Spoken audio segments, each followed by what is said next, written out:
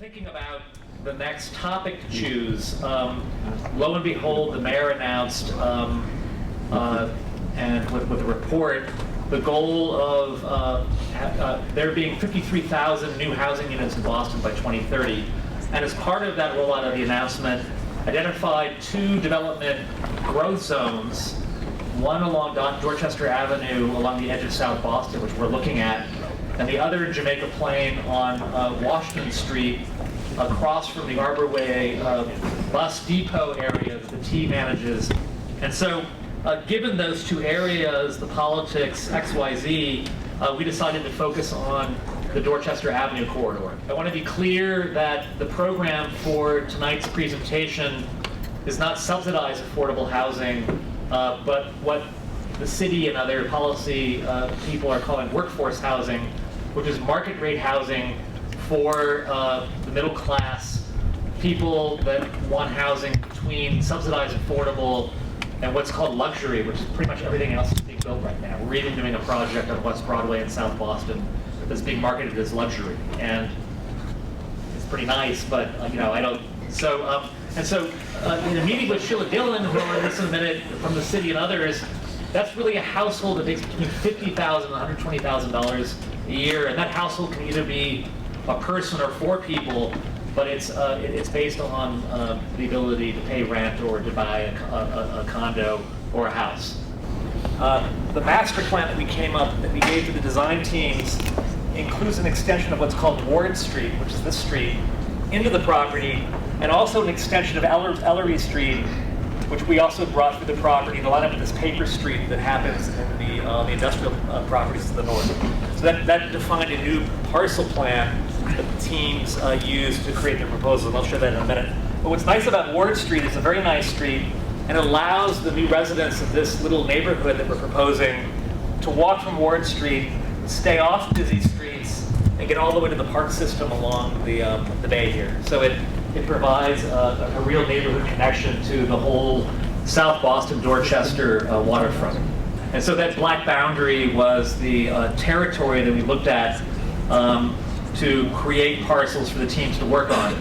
We then had meetings with the team leaders to figure out what the site should be. There's the site. You'll see that it's mostly vacant. The Andrew T stop, by the way, is just a block away. We ended up, as I mentioned, bringing Ward Street through, bringing Ellery Street through, creating 4 parcels that range from an acre to 2.6 acres. Created an open space, at least for light and air, in the middle of the development to create some kind of value there. And then we decided that all of the parking for the 4 parcels would actually be accommodated along the tracks, on Site D, just because it didn't have adjacency issues.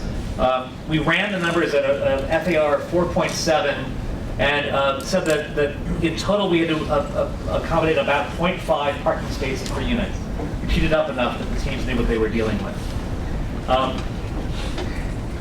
Then we assigned the sites to 4 teams. 3 teams are led by established professionals that we invited to be team leaders: Beth Whittaker, Höweler, and Brian Healy. And the 4th team is comprised of a self-organized group put together by the Emerging Professionals Network, and we're going to see their scheme as well. The rules of the road were that we launched this event on Monday with a panel discussion on Monday evening, and the teams have been working from the launch of the project through to today. So it's a 3-day charrette, just to understand how quickly teams work. And so the game plan is that each of the teams hopefully will present for 15 minutes. We might ask a clarifying question or 2, but not a lot of chit-chat between presentations. And then when we're all done, we'll have the model, and I'll try to manage the slideshow to toggle back and forth, which is going to be almost impossible, but I'll do my best. So that's the format. And then, and during, we have 4 critics here. I'm up there too, but I'm just moderating because there's plenty of people. Sheila Dillon, who's the Chief of Housing and Director of Department of Neighborhood Development for the city. It's great that Sheila came. Her colleague came to the panel discussion on Monday. Dan Doka, a partner, Integral Partners, is here. It's Dan. Ed Nardi is here, a principal at Crescent Development, and Nader Charanier, who from NADA and from MIT. Hey, thank you.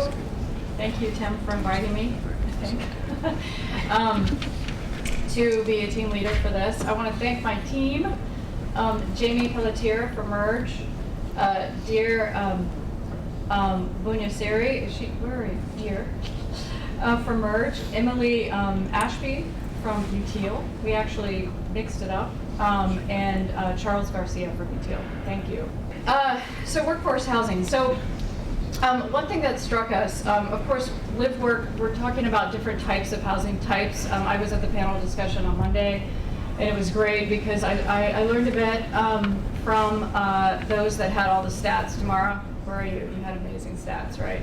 And what I learned was that I think it's, if we built, is it 53,000 every unit for singles, we would still only have 16% housing for singles, and the singles are almost up to 70% in demand in the city. 1 and 2 person. Okay, so so we wanted to create a lot of housing for singles. We also wanted to create, and the reason is they're taking up, they're rooming together, and they're taking up a lot of housing that families need in the city, and they also need a more affordable size unit. Okay, so site A. So what was given in the brief is site B and site D were required to have the 2 green parcels that you see there, but we weren't in site A. And so our first instinct was to do kind of a donut with a central courtyard. So we wanted to incorporate green space. We weren't quite sure how. This was our first pass. But what I was worried about was this kind of isolated interior open space, and wanted to somehow connect it to the 2 green spaces of site B and site D, and also come up with an idea and a plan about how this would potentially proliferate throughout the neighborhood with the new kind of green space agenda. So what we ended up with was more of a kind of zigzag that opens up the corner on the southwest corner that, of course, is in dialogue with the other 2 sites. Really opens up the parcel, the courtyard on the Ellery Street, and then proposes a kind of green space setback along the side street that could become the actual entry instead of Dot Ave, which we wanted to preserve for a retail street and face rather than the actual formal entry for the housing. So one way to distinguish the housing from retail.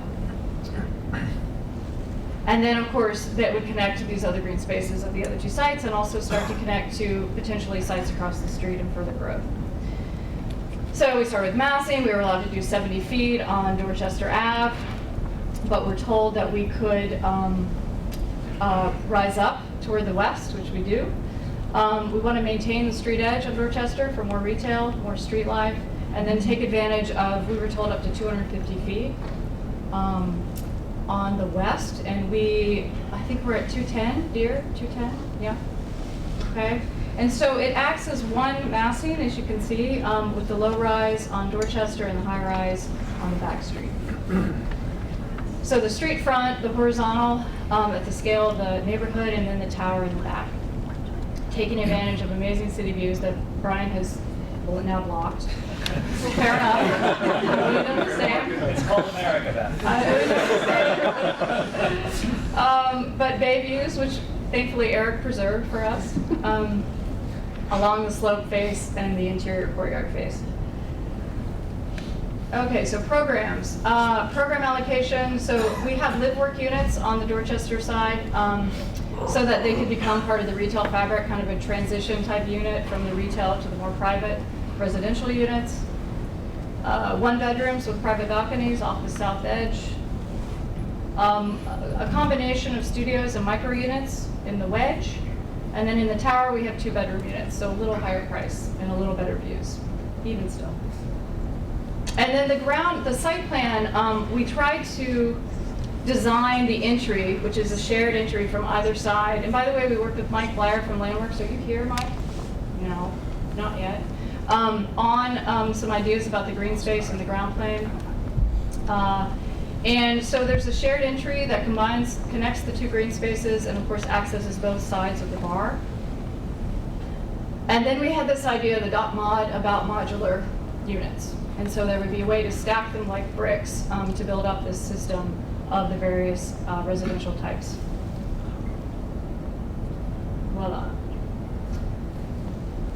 Okay, and then there is a, I would say, a generous amount of recessed balcony and outdoor space, not for every unit, but for quite a few.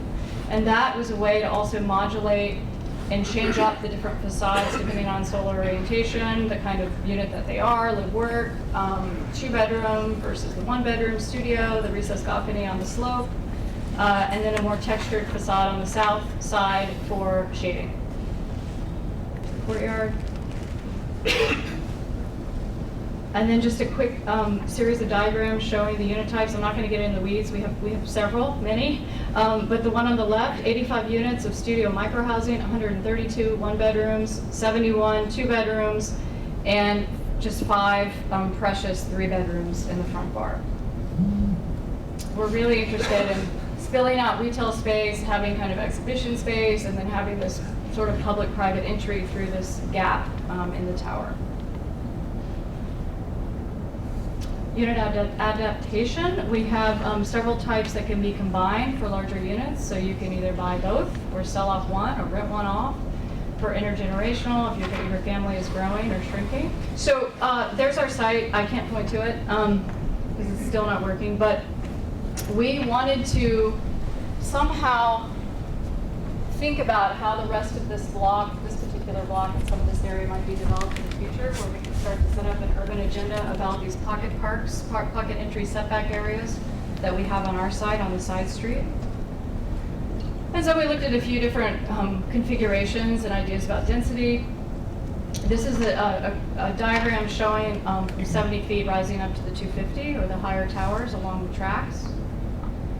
A little less density, because the first one felt a little too heavy, and how, again, we could connect back to the street edge on Dorchester Ave. This is a diagram showing how we want to hold that line with the retail along Dorchester.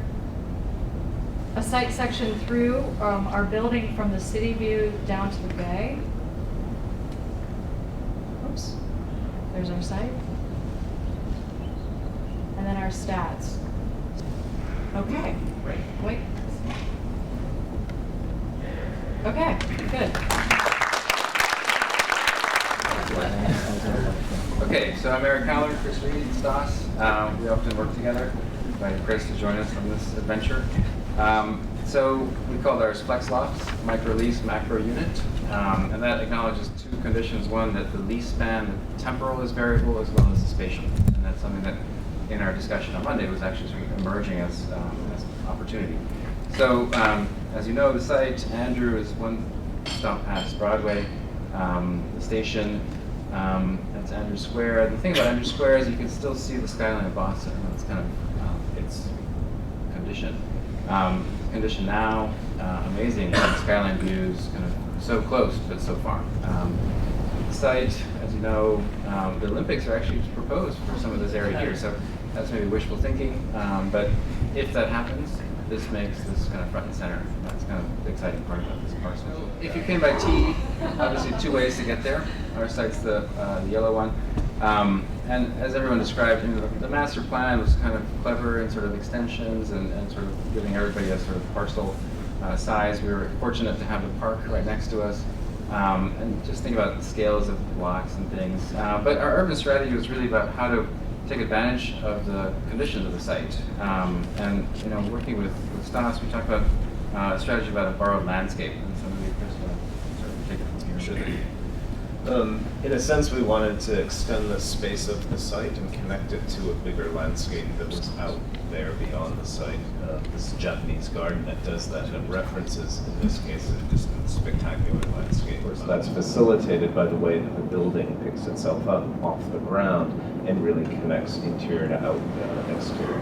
So here we're standing almost to the street, and you see these surfaces both climbing up onto the roof of the building, but also making its way up to the 2nd floor of the courtyard, providing amenity space beneath and creating more intimate spaces in the courtyard that are now connected to that extended landscape.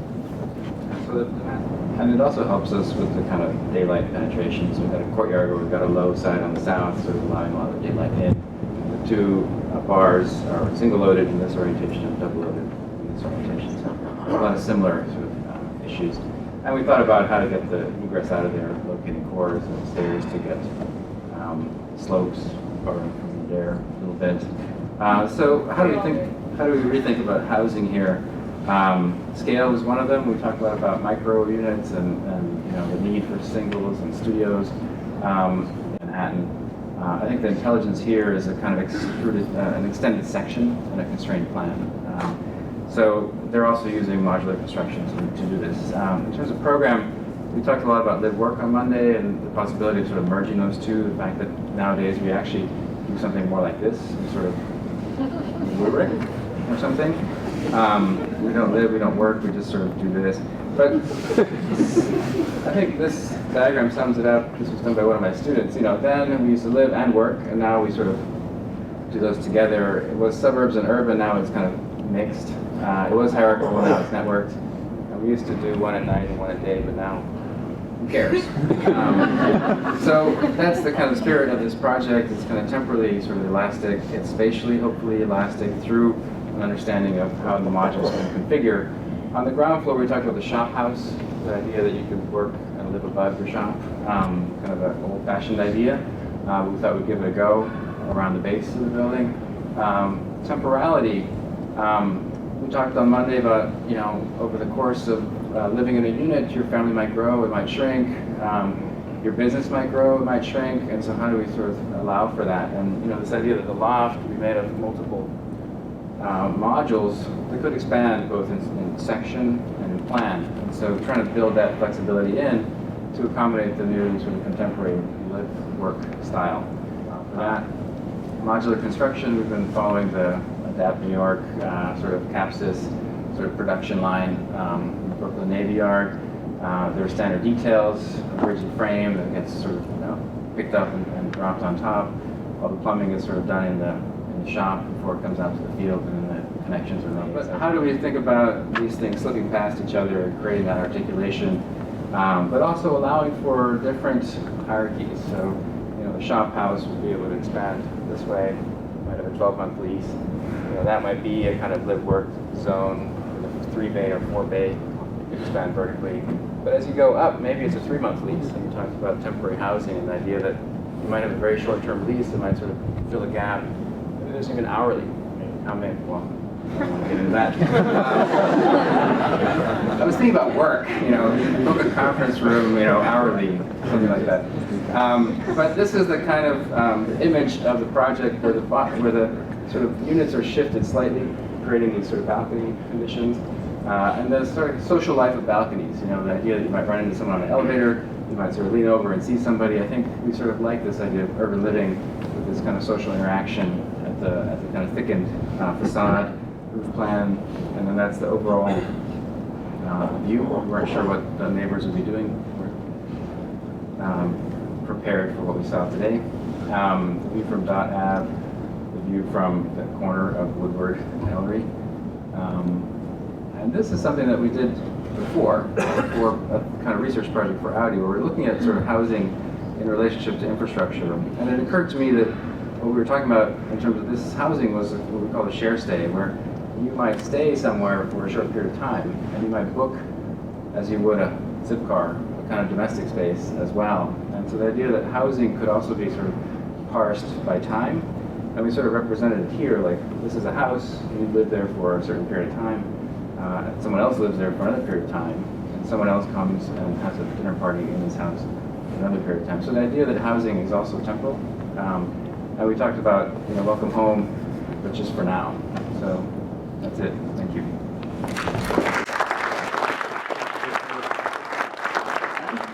So to start, we asked ourselves, how do we approach the site? What's the first step to take to understand what's going on here?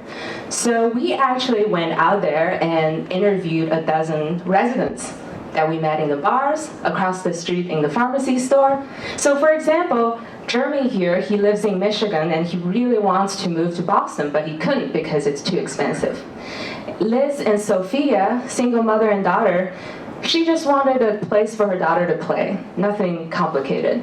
Everyone that talked to us, however, has one consistent concern, which is affordability. So our team really want to take up this challenge to find a balance between density and design desirability, and use strategies like super small units, really pushing the boundary of smallness, and other policy research to try to find a solution in this long problem.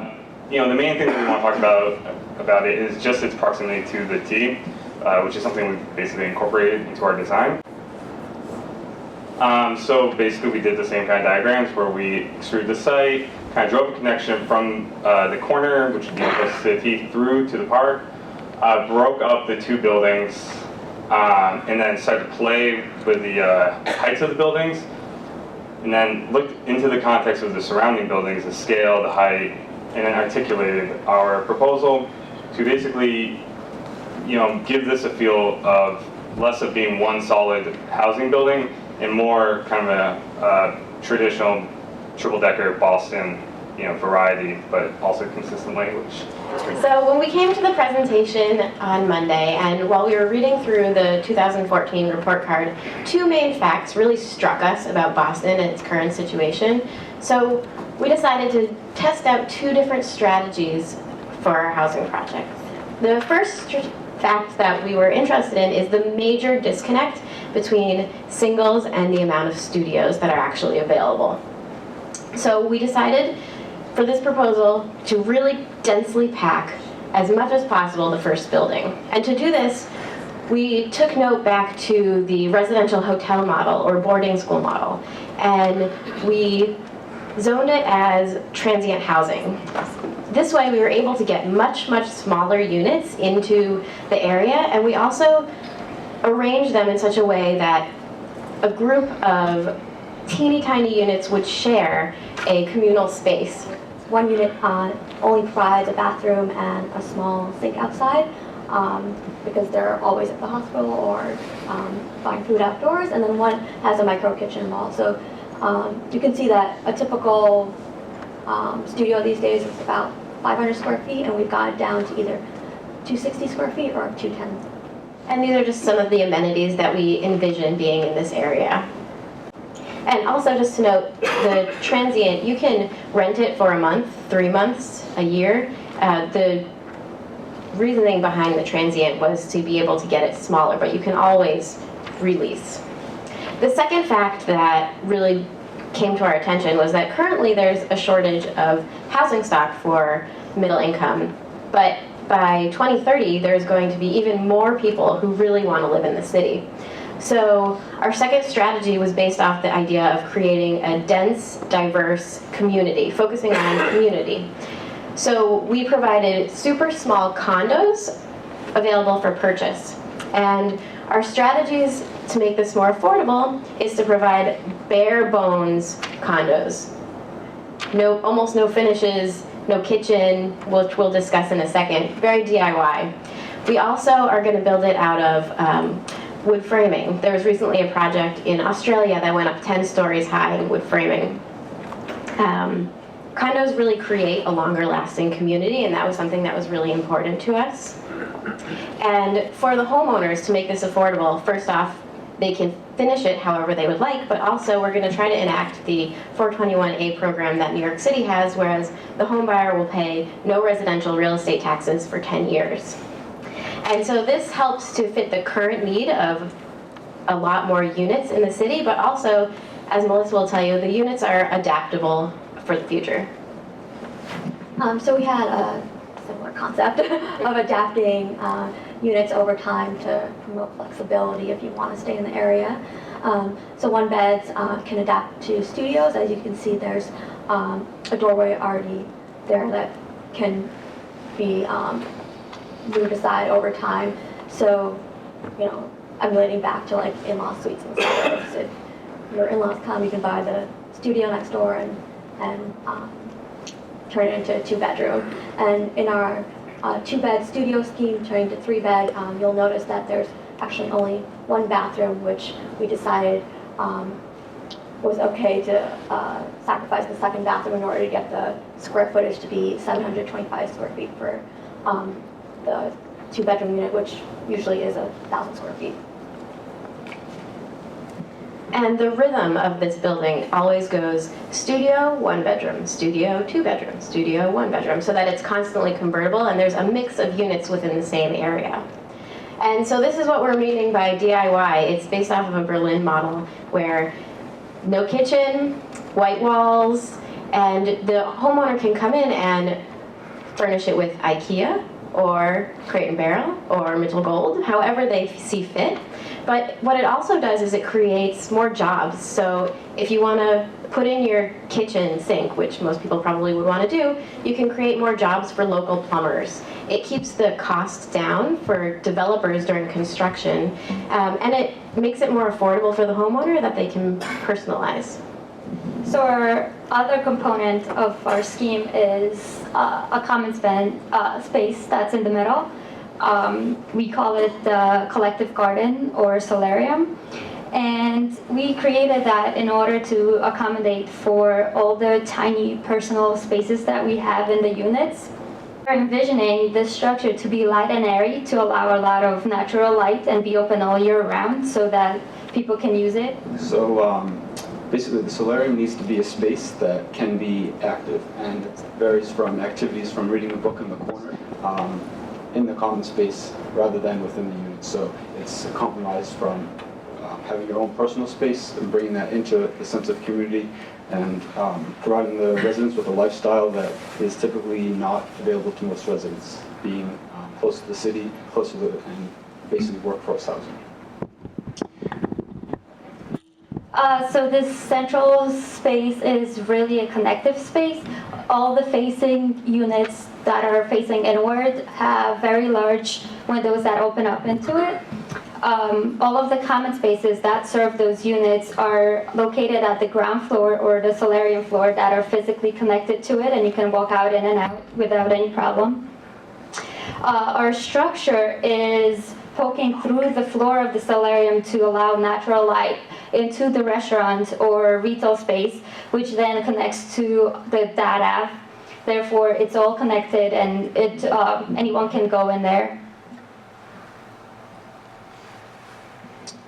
So in conclusion, what we'd like to provide is small living space, long-term flexibility within that living space, and a communal backyard for all the residents of the building, which in the end is going to yield a diverse contextual housing situation for the Andrew Square community. Thank you. If I can make the next 10 minutes vaguely interesting, I would say that what we focus on is a social agenda for housing. And so when we say housing, we prefer to think of homes. And then what we talk about a lot is grandma, the single mom, the nurse with a cat, and we try to personalize it quite a bit so that when we talk about 700, 800 units, we're not thinking about beds. You know, a different way to think about it is not just the size of the units, but whether there are people who live there are introverted or extroverted. And how do we do a multiplicity of housing units that represents sort of a microcosm of what an urban experience would be. People have talked about the transportation and how you get there. We get places in the city on bikes, on foot, on buses, on subways, and by car. The reason I put it first is because it reinforces for me the role of architecture as the way we connect to the world. And it forms for us the place we have in the world. And there's no place that connects us stronger to our place in the world than our home. And the little test I would ever give is when you go home, if you don't look up and see your window, you're probably, I doubt it. You want it, that's my place in the world. You see your cat, you see your daughter, you see your husband, whatever. That's our place. So we wanted to develop a place that would be a microcosm of how an urban environment works. Tim was kind enough to give us this site along the tracks with 900 or 800 plus parking spots. So we had a little slightly different challenge. So the other thing is, what do we call this thing? You know, we started with Ellery Square, Ellery Place, and we came with .com men to represent what we're thinking. So we're calling it .common, okay? The building is basically a C wrapped around an exterior court that's going to tie in perfectly what Eric and Chris talked about of connecting across a shared elevated street. What we did is try to separate the units to represent the different kind of tenants that be there. So we started with a discussion when we talked about student housing versus elderly housing. We go, okay, why don't we talk about postgraduate housing? I don't know. That seems like young people versus elderly. And how do you connect the dots in between? Someone in the group just previous alluded to, I agree, we did this with Intergen, Jared worked on it as well. It's not how a unit grows, but how it contracts so grandma can stay in the neighborhood, things like that.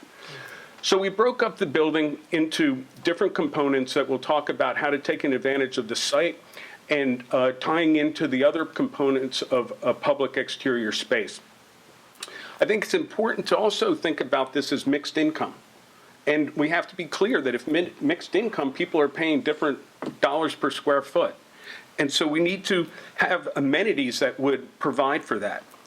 So we started the building doing what was talked about earlier, organizing the space along that common space. We needed the parking. We have 800. It obviously is going along the back. We wanted sun access into the courtyard. We wanted to protect the building from winds that's coming from the north, and we wanted to take advantage of the spectacular views that, as someone pointed out, both go out to the city but back to the harbor itself. So we organized this in what we thought was a pretty logical way. The one difference is that we have this little cube, special little gem that is supposed to be provocative, supposed to be a question mark, that we started calling it as postgraduate housing, then we called it a hotel, then we called it transient housing, an SRO. What if people have really super micro kind of, they need a place to stay for X number of weeks, days, nights, whatever. And we thought hotel was a little too, what was the phrase we were thinking? Might seem too hoity-toity or something. So what we were saying, so short-term rental was one. That's the overall strategy. Where we started was that we have parking. We have 900, well, I keep saying 900, it's 808 parking spots, 396 bikes. And we're working on a thing with this fancy robotics, mechanized system that could go down to a structure that's only 6'8", because the cars are so precise. But again, going back to that social agenda, we thought, well, what we're actually arguing that we're going to need less cars over time. So what if, aren't we building something that's relatively useless? So what we decided is to build these 30-foot, it's a 28-foot, it's in that zone, bays, that is based on this system here, that as you need less cars, you take these structures out, and it can be retail, it can be a restaurant, it can be whatever, you know? So the idea is flexibility, not just in the units, but in the organization of the site itself. So on the site, you can see, we just guessed at what the other teams will be doing, but basically we have a big bar, 20 foot tall along the back. We need then the challenge is transition down to a streetscape along Ellery, which is a little bit tricky. But we have a zone in there that we think we could handle the bike storage as well as unit storage for these, we're calling them micro and studios and things. So wouldn't somebody like a nice, 4x6 room to put their junk, So that goes in there. And we'll talk about this. And quite frankly, none of this has really worked out. These are all part of an initial conversation that's 2 days that I thought that was the point of this, right? So, but the emphasis is around this courtyard that's connecting, like Eric said, to a shared street with the park across. The basic, without the shape being the organizer, that's the basic idea. How we organize all these units into this C shape became pretty complicated. If it's a microcosm of the city, then we wanted to provide flexibility between different units, but also different scales of communal space that people would share on the site. Some are on the ground, some are up in the air. So if you get smaller units, do we have an opportunity to break out into a shared kind of unit? It goes back to the conversation we had about introverted versus extroverted people. Some people may not be comfortable there, but might like to go grab a coffee and go up, have a book, read a book. So the basic section, is around the courtyard, going up, our FAR is 4.7. We hit exactly what, we treated you like the client, so we hit it, okay? Yeah, and then, It feels good, Ed. I don't know, clients usually don't want you to come in as architects and say, we're only 15% above. So anyway, this is the basic structure of the building. And it's built up of components that have to do with the living units. We can have precast units that come in, as has been talked about, and they're organized along the site. What really was important for us, though, is that these things weren't segregated. We thought it was really important, like an urban environment, that different folk live next to different folk. So we very consciously came up with different housing types that would be scattered almost randomly across the site to try to organize the building in a way that more represented a vital, diverse urban environment. And the idea that, I mean, it just seems self-evident that any neighborhood, if we're talking about, is the success is predicated on diversity both in ethnic and economic terms. So we wanted this kind of, I'm reluctant to say rainbow, but I thought about it when I walked over here before, right when we came, is a very much of a collage of different units that are affordable, that people live next to different types of people, which is meant to be normal. The other part, which we spent a lot of time on, and I can't show in any detail, so you have to take my word on it, is the idea of hating double-loaded corridors. So we came up with a system of point loads and double-loaded corridors to kind of have a minimum of double-loaded, but try to organize an economic means of how you would have single-point loads to get to your apartments. And it's a negotiation of economics that we couldn't get into in a day and a half. Because if you think if you're going to add a stair going up for 18 stories, what's the equivalent public space for a corridor that's going an extra 50 feet? And that was beyond what we were going to do in a day. But I think the idea of reducing, so like the bar there that's duplexes, if we're going to have that second story space that's a shared public space, we didn't want cores coming down through the parking, so we had duplex. So we get creative, you have a little bit of a stoop. The views are all through units that are going out towards South End in this particular case. So the composition is the accumulation of those thoughts of terms of and also trying to represent the diversity of both a certain type of window, a bay, a larger scale about how you organize an urban environment.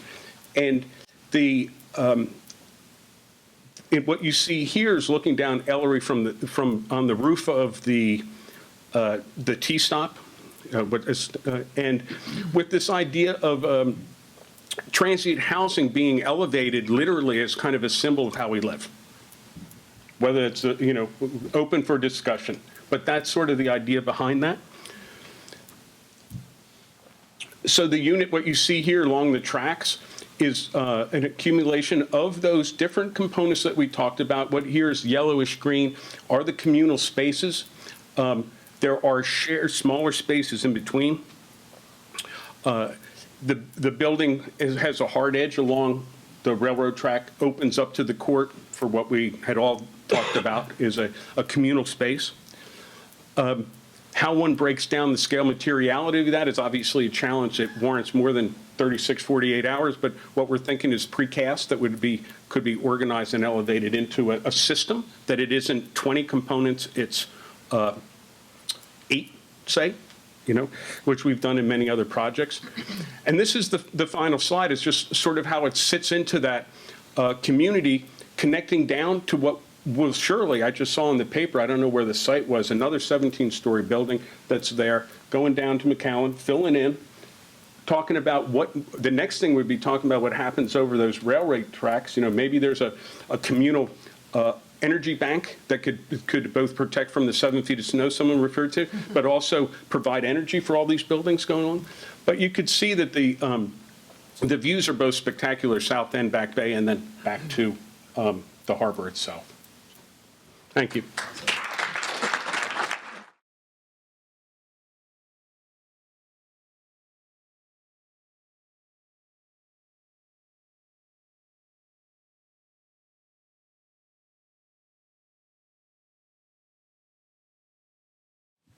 Maybe the first question maybe directed first back to one of the team leaders would be, Beth, were you surprised when you saw all of the models plugged in, what everybody had done? Yes, embarrassed. It was embarrassed. They were so similar. because they're so similar. I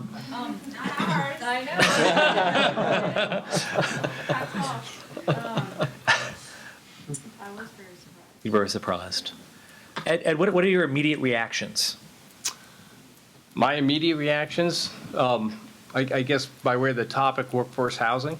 I think what's presented is pretty provocative, certainly great images, but when it comes down to the realities of, getting this built and trying to address workforce housing, it's a challenge, both in terms of, certainly not in terms of the prototypes. I think they're very potentially viable. We're looking at a couple of projects with smaller units, certainly.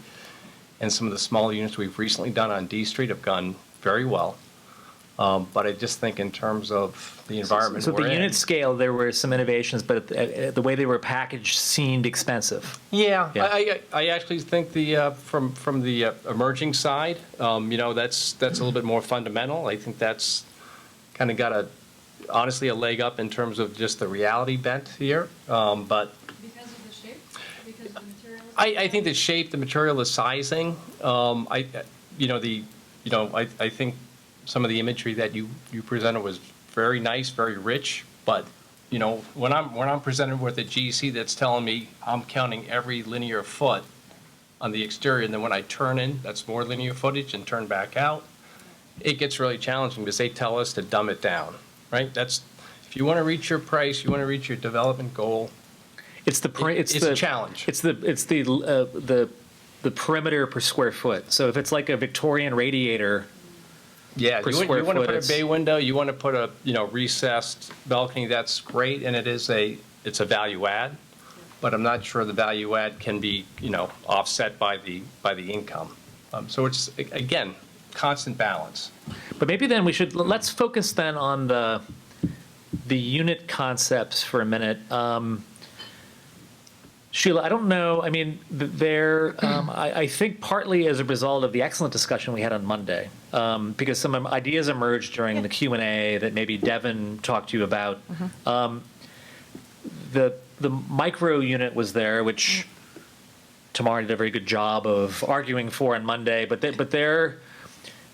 it was included with other ideas about aggregating those units in ways that allowed for flexibility over time. I don't know if you want to comment on that. I like that idea a whole lot. So people that don't know me, I like density and I like small units, and I think we have to think a lot smaller than we have been, just if we want to get to a better rent and a better sale price.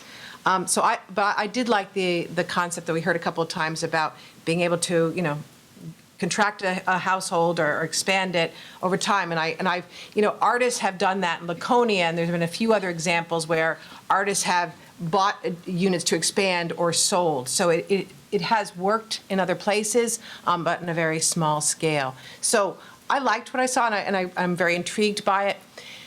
Maybe this isn't to do with actual unit sizes, but so the city's looking at.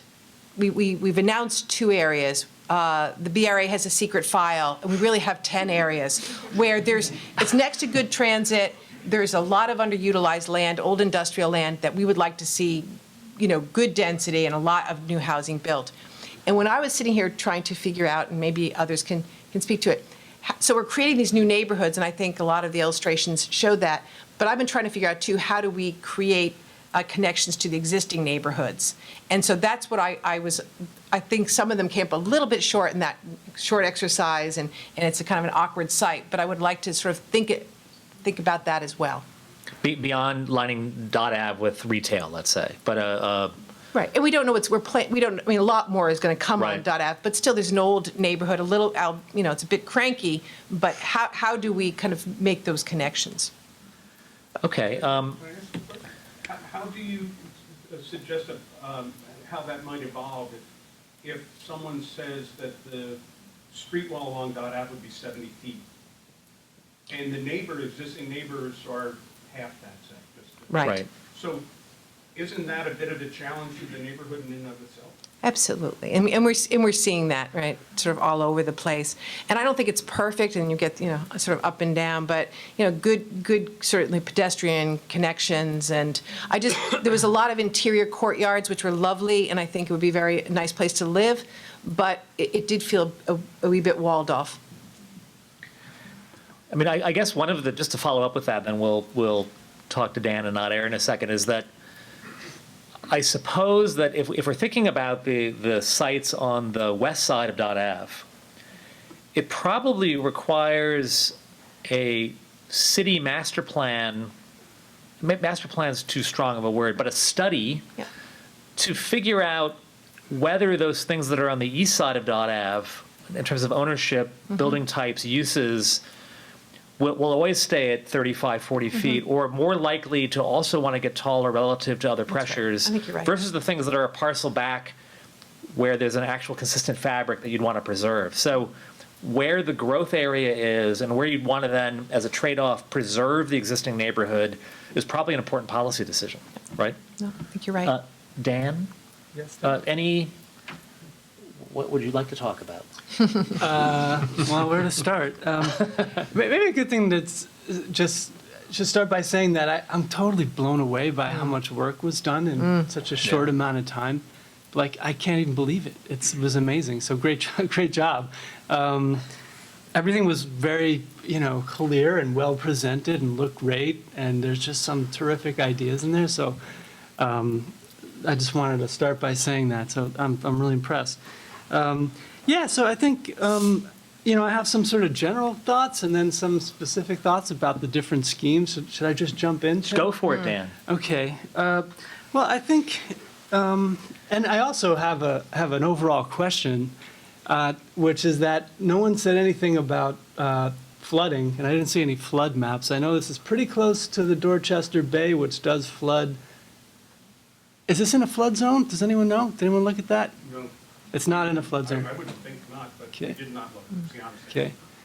I think it's just out of the new Okay. FEMA maps. Great, that's great. Let's just pretend that that's. My students are doing some work in the area, and there are some places in there that are surprisingly low and that get flooded a lot. And so, anyway, so I think just going back to the first scheme, I think I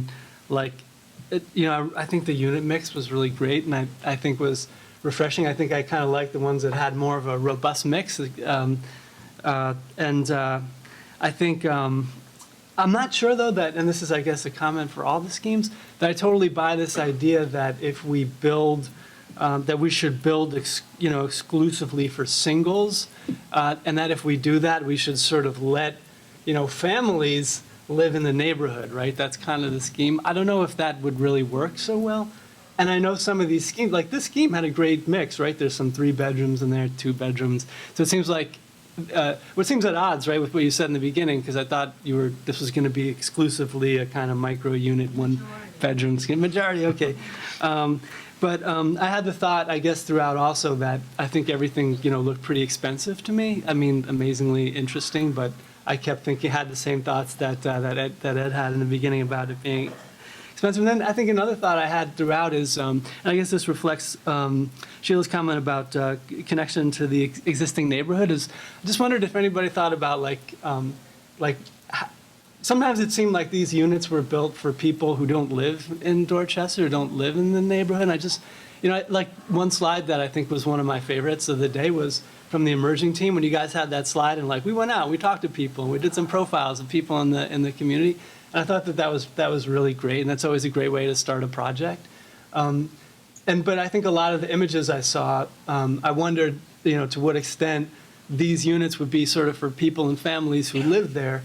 And then secondly, and so I sort of appreciated that also in the emerging scheme, where there was where you sought to break it up, right? And to make it look a little bit more contextual, to make more things look like triple deckers, because it's 2 questions. It's one is who's going to live in these units, but the second thing is who's going to buy into these units and accept them, and who's going to protest them and say that looks totally crazy and not for me. And But so it's a social and political issue, because if you live in a triple decker on the other side of Dot Ave, and you're looking across this is a, I'm making this more schematic than it would be. It is like a Dr. Seuss story or a kind of parable. If you look up, what's the actual real name of the street? Who got the street name right? If you live on Woodward and you come out and you look up Woodward and you see, Beth's scheme across Dot Ave, is there a political dimension there? I'm just asking, and is that something that we have responsibility to think about? Of course. Dan, yes. Sure. Sorry, I happen to feel very impassioned about, I love this, I love so many things about this scheme. Right. But in terms of, I'm sorry, are we talking about stylistics? Is that what we're talking about? No, we're talking about politics. We have, well, but you're talking about a political slant towards style. I'm sorry. It could be scale, not style. But whatever. The thing is, I think it's important with any growth district, that you are recognizing that part of your job, I think, is pulling in a new demographic. It doesn't mean excluding the existing demographic. It means designing something that is for the city. Isn't that the point? It's not just about providing more housing to this 7-block radius. I didn't think. Maybe I'm mistaken. No, I think this is an important. This is an important discursive issue, right? Which is, should you? Is it your responsibility, as the leader of this team, to wonder what the people that live in the neighborhood across Dorchester Avenue think when your building appears and a kind of unprecedented object? Right. I'm just asking. Absolutely, and that's Right. why there's such a heavy-handed neighborhood process. Right. Right. And I think with God help us, but yeah. there is, and so you end up coming clean very early, and it is somewhat collaborative. Right. And you make sure that you get enough people on board because you have to and you want to. And so there is a process in place. It's not a perfect process, but there is a political process Right. in place. Mater, you did one of these Yeah. down the street. Do you want to weigh in on this issue? Well, yeah, I can certainly do that, yeah. It's a difficult game because I don't think the McAllen is a workforce housing. Right. What was clever about the McAllen is that it was built at a price point that was relatively economical in comparison to the price point in The which real it was sold. right. Even though it happened on the downturn of the market. And I guess I see that, on the one hand, I recognize what Beth is saying, is that a building of that scale leads to the radical transformation of the neighborhood, the land values, and invariably excludes the very people that come from that neighborhood. That's why there's such a huge battle over affordable units within it, with a lot of backroom deals that were happening. And I even don't know what the result of those were, but I tell you, I was part of those meetings sometimes. But a lot of that project also was about radical economies nonetheless. Right. So for instance, every balcony costs, and the balconies were forced upon us by the BRA, certainly not by the developer. To add texture. To add texture and Right. scale, and yeah. And it's not that I'm for or against them. I recognize the virtues of all of these arguments. But the real innovation in that building, if any, has to do with the staggered truss system, actually. It's a very strange thing, but in collaboration with Matt Johnson, what happened is that before we even started designing, we recognized that there needed to be parking there. And because of that, you don't want shear walls in the basement. And he did 5 structural schemes which had variable flexibilities, but the staggered truss system affords you over 72 feet of free space, which effectively means that A, the building survived the crash of the market because it could reassemble the units within it without much cost during that process to rentals, and then back to very high-end units afterwards. But theoretically, it could be large lofts or office Through spaces flexibility. also. I mean, that to me, the structural system was the core. The kind of rationality of the electrical plumbing systems in contradistinction to the flexibility on the Which other which Eric's team had a kind of riff on that concept about the horizontal expansion above the ground floor. I mean, I guess, so Ed, back to this question of image, cost, is part of your questioning of, one is the ins and outs of the facades and the let's say the amount of perimeter. The other is the stick-built versus the high-rise issue, right? Or is that less of a... Yeah, to a degree. You know, we just came off a stick-built job, you know, 5-story over podium. And initially when I went into that, I was expecting a greater differential. I was surprised with, you know, at the end of the day, it was $16, $17 a square foot. And I also found that stick-built is much more unforgiving than structural steel and concrete. It's, you know, when you're down at the ground floor and you're trying to to put a switch in, but you've got 18 studs stacked up against each other to start to support this thing as it goes up. And if you want to make some changes in the field at the end of the day, right. We're up on the roof trying to, you know, finalize the roof terrace, you know, trying to find, you know, where to screw down for the railing system and other things. It's a very fragile, you know, building at the end of the day. Very, very finely engineered. So at the end, you know, I guess I start to tend back to steel and concrete or concrete. You know, I guess in maybe 401 gets more affordable because of the fire rating system going 5 to 1. So, you know, again, it's a pretty fine line. But even there, I think costing out stick frame today would be close to $300 a foot. Okay. In the city. So it's challenging. So. Steel and girder slab right now. Yeah, the latest pricing I got on that type of system was $407. Yeah. Yeah. Sheila, as part of the, you know, there's the idea of these development zones, and this is one of them. Yep. We've heard about Devin was asked directly what that meant in terms of policy. He didn't quite know. Do we know what the recipe of incentives and regs are going to be that have developers come, build the right kinds of things? They're not good enough. First, they're just not good enough yet. But so far we have the following. So we filed legislation for some tax relief for developers. It's over 5 years. It's not as deep as we would like, but you know, our assessor's fairly conservative. So it's a start. It's a start.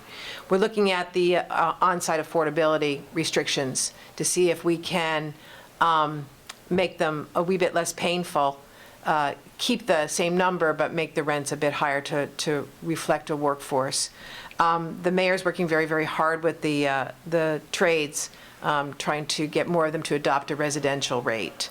And certainly allowing density and hopefully making it easier for developers to develop. So that's what we have so far. And the trades would agree within those zones to do that, to incentivize construction happening there. I see. It hasn't been signed yet, but we certainly they're being talked to one by one. Okay. So do any other comments, Dan or Nader, about the design proposals or? I mean, I wouldn't even know where to start. There's so many great ideas in each one of these. I mean, the extension of the ground plane, like in your scheme, what a great idea. I mean, it's terrific. And I mean, I wouldn't even know where to start. Again, it's just, I feel like if this came out of a 12, 15-week studio, it would be like, great, you did awesome. And I guess the only thing that and so my comments are really for like the sake of conversation, because can't just sit here and talk about how cool this is. that'd be boring. But again, like maybe in the course of discussion, it doesn't have to be now. It'd be good to talk about this whole micro unit thing. It's something that everybody pushed, and the statistic is really persuasive, right? That there's such a lack of units for singles. But I can't decide if this is like, a really good idea or just a trend, like if you just get to a certain age and you don't want to live in a micro unit, and, and like, obviously seniors came up once, right? Mm-hmm. Yeah. And we should be thinking about housing for seniors, right? I mean, the first boomer turned 65 in 2011. We're only going to have more seniors walking around. And should we be thinking about housing for seniors, and do seniors want to live in micro units? Maybe they do, maybe they don't. I don't know, but I think since it was such a dominant theme, and since everybody had micro units in their projects, and since and youth was such a huge theme in all of the projects, it might be worth just reflecting on that and thinking about like whether or not that was a little bit too much in your face. Well, the one thing that struck me in the mayor's report was that the increased life expectancy of the elders is what's complicating availability of workforce housing. I found that a fascinating kind of thing. And so we can talk about grandma, but we first want grandma to be around for a long time. So the elderly's long lifestyle is part of the challenge, right? I had a question going both with Sheila and Adair said, because, and I guess it's into the premise of what you were asking us to do. Outside of the architectural and structural accomplishments of your building, if we can think about, I don't know what they call that square, Broadway Station. Is there the name Broadway. of it? Andrew. The one nearby is Andrew. There's Andrew. Yeah, Broadway. Broadway, yeah. When we were looking at it, I mean, I was around when we wouldn't go there. Right. I remember. And then it became, you're a pioneer, a little bit of a pioneer. That whole area has changed dramatically. Right. So could one step back and look at that as a precedent for a neighborhood core?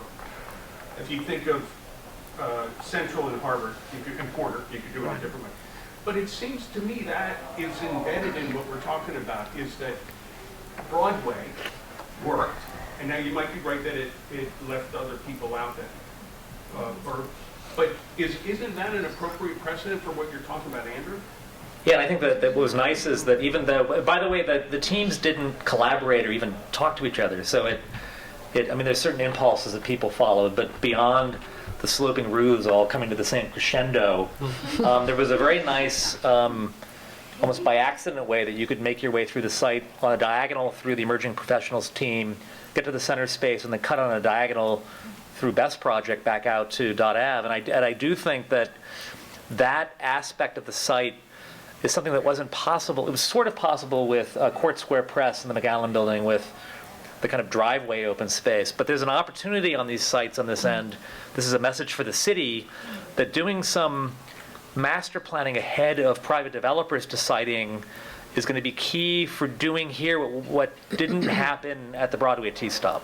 Or it was even possible because you've got a lot of depth from Dot Ave all the way back to the tracks. And so I think this proves that maybe the city can't quite leave, then this is maybe even persuasive for the representatives of this property owner that a good master plan that gets a street parallel to Dot Ave, let's call it Ellery Extended, and picking a couple of streets to bring through is a good policy idea generally for any of the larger parcels between the Old Colony split off all the way down to the Andrew T stop. So there were some master planning lessons that we decided as team leaders when we met, but proved through the kind of open space network that emerged by accident. And so I think that that's probably an important message of this. And also generally the success of, because that was the McAllen building strategy, it's 70 feet of Dot Ave, and then it ran up as high as you were able to negotiate. It's not, as a zoning envelope, it's not, the outcome is relatively successful. I know the views were blocked because you didn't know what your neighbor was doing, but it might be a question about how quickly that slope's allowed to rise up, right?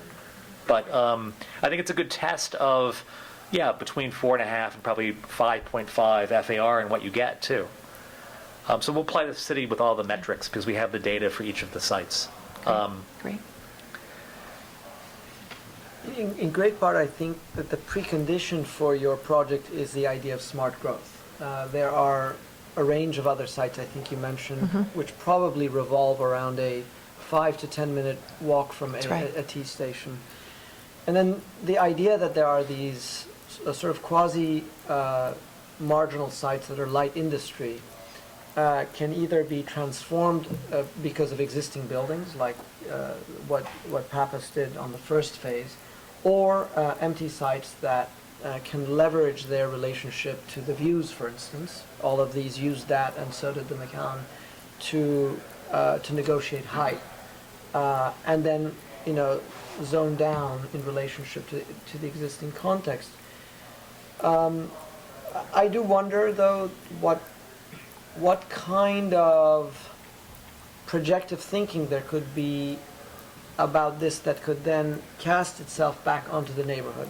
Because I don't, actually the stock of housing that is in that neighborhood is not in and of itself that great. And it can't be reproduced either economically or in terms of even the metrics of two means of egress. So and all more those things. density is an absolute necessity for economic reasons and otherwise. So I would recommend instead to the city that the, and this would be true I think with the Washington Street's corridor too, is that you might require a different density, transitional density on the east side of Dot Ave, and let this happen on the west side, and have the planning recognize that it's a pretty wide range of equally inconsistent and occasionally ratty stuff on the other side of Dot Ave too. I think the other thing that I proposed at the Monday launch in my longer presentation is that it seems to me that this size of master plan, which resulted in four subplots, an open space, some decisions about streets that transcended individual buildings, might be the scale that the city might want to tackle a finer grain of planning in concert with private landowners. And one of the things I proposed for those that weren't here on Monday is that maybe the city develops a program like the IBA in Berlin that ran from 1979 to 1986, where the city might assist in a more proactive way with the master planning of sites like this with the private developer, rather than having them go off and work it out and then show up pre-PNF for this is what we want to do, but partner earlier and actually get more different diverse designers working instead of one firm tackling the whole thing. Because part of the problem with the planning of the larger sites in Boston, I think personally, and I've convinced some of the people at the BSA, is that at a scale more than an acre and a half, you don't want the same architect doing the whole thing, because you end up not with a neighborhood, but this diversity, although I was surprised to see that everybody had the McAllen slope, but let's say they were even a little bit more diverse than they are here. I think that that's a better outcome, especially if higher density is coming, that there's actually some discordance between the buildings, and it looks like a real city, even though it happens very quickly. And so how can policy and some competition between parcels result in a better cityscape than kind of matchy, all done by one firm master plan? So that's... what I would add to this discussion right now that I feel is completely lacking, not in this discussion, but at large, is that I don't think that there's actually a theory of a revised theory of urban design that has the ability to collect an idea about the public realm that's larger than the sum of the parts of housing that are on particular sites. We're undergoing, let's say, a similar process right now in Cambridge, in Kendall Square, with the East Campus development. And believe me, there are great architects and great overseers of the project, but it becomes clear that on the one hand you have a very clear delineation of classical urban design instruments about alignment, about base, shaft, and top, about a range of things, and yet they seem crudely antiquated in relationship to the possibilities of what urbanism can do today And then there's concurrent with that a strange fear of a discussion about language, whether it's massing language or material language, because at the urban design level, you mean? At the urban design level, Right. because it does actually have a huge impact on the way that the city is read, whether as a skyline Right. or whether as the iconography of that surface. Now, you brought up the IBA. What was interesting about the IBA, what was remarkable about it is that despite all of the differentiation of architects, it's relatively seamless because of a kind of Perimeter block, right. not only the planning of it, but it ends up with a kind of unwritten consensus about how that will evolve. Whereas in fact that same thing cannot and does not happen right now in North Point or any other place. Yeah, because those buildings were all 7-8 stories, and so and because of the size of the sites, they took care of themselves.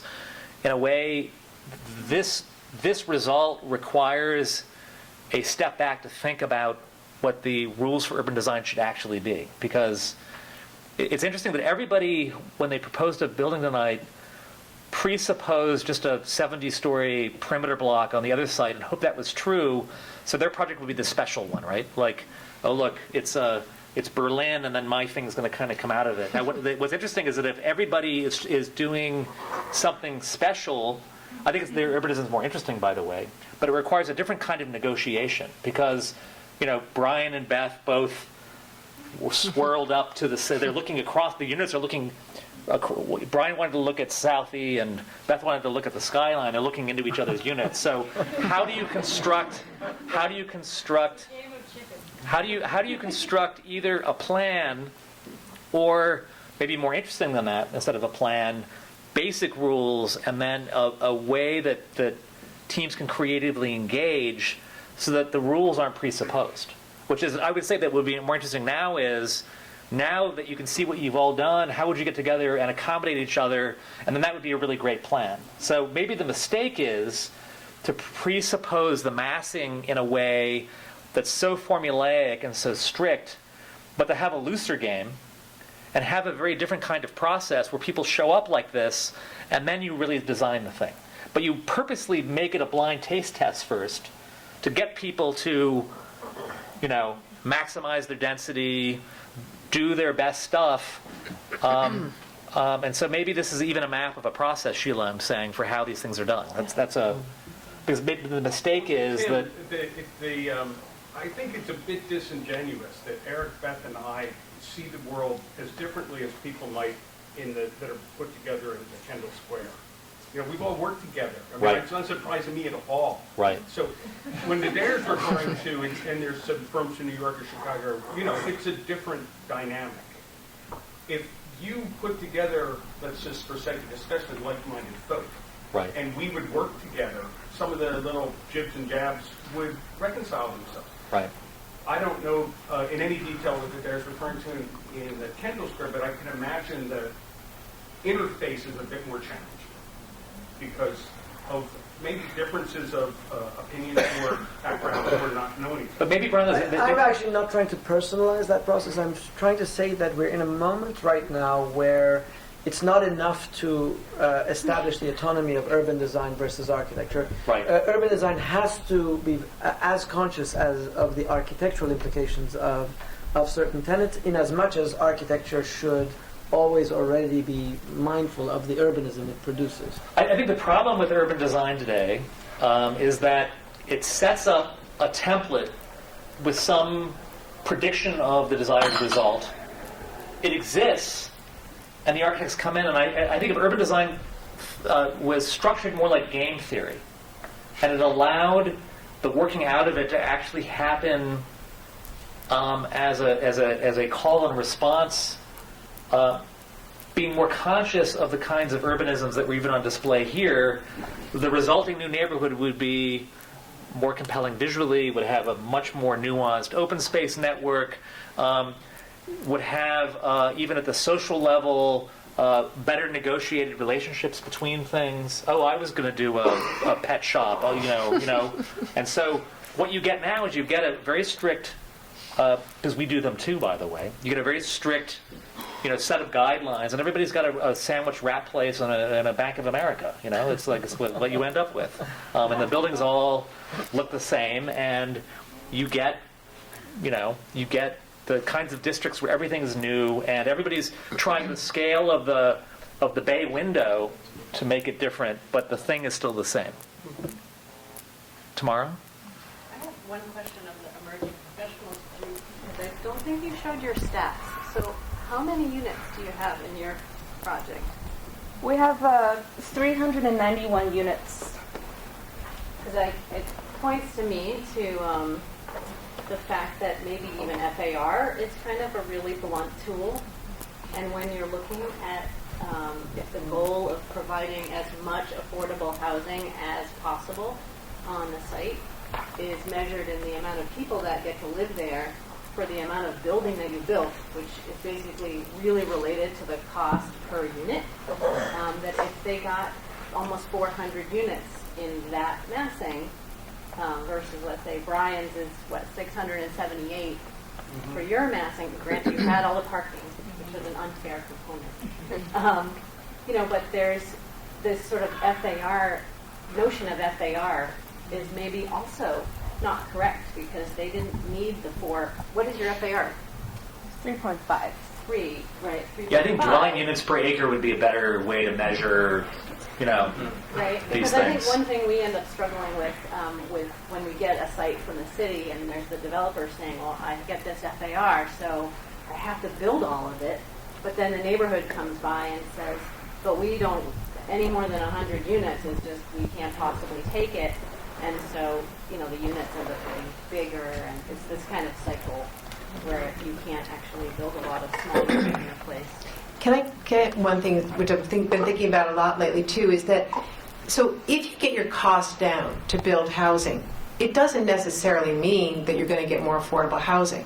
We're all talking about getting costs down so we can produce more affordable housing. It doesn't make any sense because developers or the owners are going to charge as much as they can regardless of what is built. So, yeah. Oh, it's true. I mean, affordable housing, we can, if we're subsidizing it, we can use our money and stretch it further. But if it's just market rate housing, developers are, I don't know, a lot of benevolent developers are not going to, charge, $3 a square foot if they can get $4.50. So this cost affordability thing doesn't make any sense to me. What does make sense, though, is allowing developers or insisting that developers develop product that will never be as expensive. So maybe it is bare bone finishes. Maybe it is. That's why I like small units, because there's no way a developer can charge $4,000. Well, they may be able to eventually $4,000 a month for a 350 square foot unit. So I think I just wanted to put that out there because we do wring our hands about cost, but it's really market. Yeah, because the do yourself condo could be part of the permitting, which is a great idea. And that, that's something where enforcement could have. You make sure that it was slipped in some marble when no one was looking. I mean, it's. Yeah. But there, the final inspection. So I mean, Right. I guess, Sheila, it would be interesting for you to. Because you're right, if up gets cost down, and they can still, they also want to maximize the profit, which is fine. But are there new strategies or tools that you learned tonight that might help you think about some of this? Not to put you on the spot. No, I do like small units, and I've been just beginning to think about how we can make units, expand and contract. So I do like that a lot. I've been also thinking about bare bone finishes. I'm really, really, really bare bone finishes. So I like that. I mean, those are my takeaways tonight, I think. Okay. And certainly there was a lot of housing in these buildings, and they really, I got to say too, they were beautiful. They were really, really very, very beautiful. So Okay, it was great. a treat. So maybe we just have a few minutes left. Let's take some questions from the audience. Okay, there's one question in the back. Yes. First of all, amazing job by all the teams. I mean, because I'm a student now at the Boston Architecture College, but also work at Warner Larson Landscape Architects based in South Boston. So I know amount of work that goes into this, and in a short amount of time, great work. I echo kind of what Sheila said because I live in South Boston. I've been here since now 2002. So since 2002, I've seen a lot of changes. So just two comments that I have is, I see a lot of, everybody wants to do a courtyard. Everybody's trying to build amenities. And I want people to think outside the box, like maybe the gym doesn't need to be in the building. The gym is an amenity where everybody goes out and interacts with the neighborhood. Maybe the building are set back instead of small courtyards, you have bigger space that the neighbors also join. A bigger park doesn't have to be fancy, just sometimes a lawn and trees just works perfect. So that's one comment. And the second one is smaller units. I think all of them are trying to be flexible. Maybe we're trying, I think there's a lot achieving everything for every demographic. Maybe Boston needs where we expect that people will turn around. Maybe people stay there for 3 years and they make better salary, they find a move into a 2-bedroom apartment. So maybe there's a model where we treat this as a transient place where people just come, rent, and they move to a bigger place. And the new person who's looking for a housing comes in. Those were just two comments. Yeah, okay. I think that almost, I think all the schemes dealt with, I mean, Eric is most explicit about it, but I think all the schemes address directly, and this came up on Monday, I think, tomorrow, that the life cycle of a unit is critical relative to micro units, because Crystal Cornegay, who was here being very funny, said, who's going to live in a micro unit more than 2 years? But in a way, that's the point, right? I guess I disagree with her then, and I disagree with her too. now. I think that if you go to assisted living facilities, all of these senior citizens are living in micro units now. We just don't call them that. That's not the word. But they're absolutely living in basically an extended stay hotel room, but with a bigger bathroom because they really do need the wheelchair turning radius. But I love Eric here, the whole sequence of sort of the moving in, moving out, and different changes. But I think that for the emerging professionals, and maybe you guys can speak to this, their word transient lodging is actually not a name, it's actually a code, right? That they mean it as not R2. Because if you make it R2, which is, the residential code, then you're forced to follow all of these different codes for fair housing, and everything gets bigger and more expensive. And their transient lodging, correct me if I'm wrong, yeah, you're right, gets you to basically what we're building on Seaport Boulevard, which is the Yotel, right? It's a micro hotel because it's a transient lodging category, literally allows you much more flexibility. And they did it in a way that I think that pushes you then to your massing, where it's actually a separate building. So Right. you could say this building Right. gets to be zoned in a different way, Sheila. Sheila, would you It's not inserted into the building, it's actually a separate would you consider building. that as part of the overlay, allowing transient? I think I'd have to know more. I was happy that it wasn't the whole site, Right. Because I was kind of worried about neighborhood stability. But I agree that a lot of the micro units will be lived in for many, many, many, many years. And 5, 10, I think, you get those, kind of you see them walking around downtown and all they really want is a nice, small, affordable unit, So I think they could be lived in for decades. There'll probably be more churn. But I was wondering if that was a rooming house or akin to a rooming house. Yes. Okay. So one of the big portions of this scheme that we didn't quite diagram out really well was that these are sort of grouped in townhouse scale Suites, right. suites, Right. and on the ends of each bar and at the corner there's a communal space. So there's a scale of private to public where you have your teeny tiny room, but you have your communal kitchen and living room that is a little bit bigger, still on the small side, but you share it with 8 to 12 people. But then you have the solarium, which you share with everyone. This is a wonderful living space. And so we zoned it specifically so that we could get so tight. So it is like akin to a rooming house. So just a fact, I think it was the turn of the century, 1920, 1930, there were 30,000 rooms in the city of Boston. There's now less than 3,000. So a licensed SRO room. So it was a great need and it just disappeared. Or maybe the need didn't disappear, but the housing. I meant to say the housing disappeared. The need, I think, is up there. Sorry if I They misspoke. became scary places, and then they developed a bad name, is what happened. basically, right?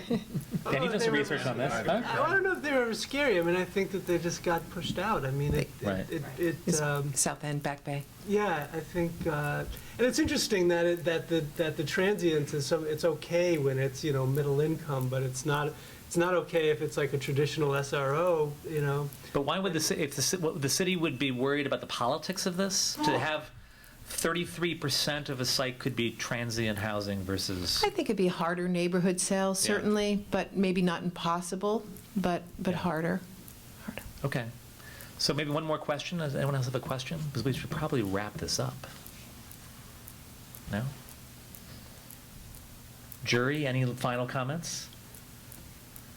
I mean, just like he said, I'm kind of flabbergasted by the amount of work that was done. Did people secretly charrette for 5 weeks before they got it?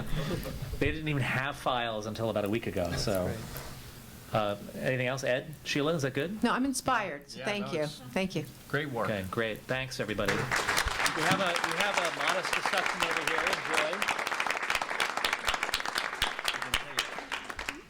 Paul McKean asked me to When we look at wood frame and we look at in the neighborhood and we look at no parking, no underground parking, then you can be around $275 or so per square foot. And so that begins to come within the range, as Ricky's saying, where she can start to meet her return on investment.